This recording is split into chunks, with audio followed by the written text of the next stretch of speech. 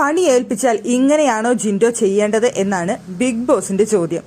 അവിടെ ക്യാപ്റ്റൻ ആയിട്ടുള്ള ജിൻഡോയ്ക്കാണ് game control ചെയ്യാനുള്ളത് കൊടുത്തിരുന്നത്. അവിടെ അവർക്ക് കൊടുത്തിട്ടുണ്ടായിരുന്ന ടാസ്കിൽ തലയിൽ ഒരു കുടം വെക്കണം, കയ്യിൽ 2 കുടങ്ങൾ വെക്കണം, എന്നിട്ട് മാക്സിമം ടൈം നിൽക്കുക എന്നുള്ളതാണ് ഒരു എൻഡ്യൂറൻസ് ടാസ്ക് ആയിരുന്നത്.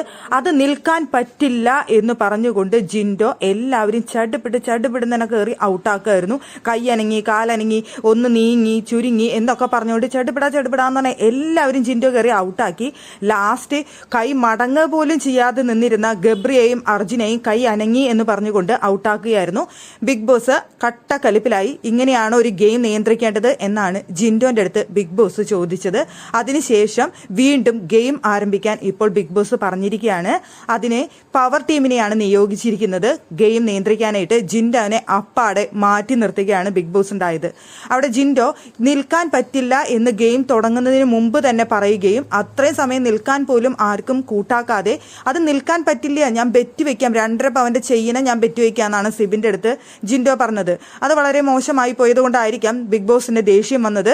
ഇങ്ങനെ ഒരു ഗെയിം ബിഗ് ബോസ് നൽകുന്ന സമയത്ത് നിൽക്കാൻ പറ്റുമോ ഇല്ലയോ, മാക്സിമം നിൽക്കണം. അവിടെ പറയുന്നുണ്ട് അങ്ങനെ നിൽക്കുന്ന സമയത്ത് മറ്റുള്ളവർക്ക് കുടം വീഴാതെ നിൽക്കുന്നവരെ വീണവർക്ക് പോയിട്ട് ചിരിപ്പിക്കുകയും കളിപ്പിക്കുകയും ഒക്കെ ചെയ്തുകൊണ്ട് ദേഹത്ത് തൊടാൻ പാടില്ല, ഒക്കെ ചെയ്തുകൊണ്ട് അവരെ കുടം താഴെ വീഴാനായിട്ടും കൈ അനങ്ങാനൊക്കെ ഉള്ള സാഹചര്യങ്ങൾ ഉണ്ടാക്കാം എന്നൊക്കെ ബിഗ് ബോസ് പറഞ്ഞിട്ടുണ്ട്. അപ്പം നല്ല എന്റർടൈനിങ് ആയിട്ട് പോകേണ്ട ഒരു ടാസ്ക് വെറും 2 മിനിറ്റ് കൊണ്ട് ജിൻഡോ അവിടെ ടാസ്ക് അവസാനിപ്പിച്ചു. നിൽക്കാൻ പറ്റില്ല, 2 മിനിറ്റിൽ കൂടുതലൊന്നും, 1 മിനിറ്റ് പോലും ഒരാൾക്ക് നിൽക്കാൻ പറ്റില്ല എന്ന് പറഞ്ഞുകൊണ്ടാണ് ജിൻഡോ ആ ടാസ്ക് അവസാനിപ്പിച്ചത്.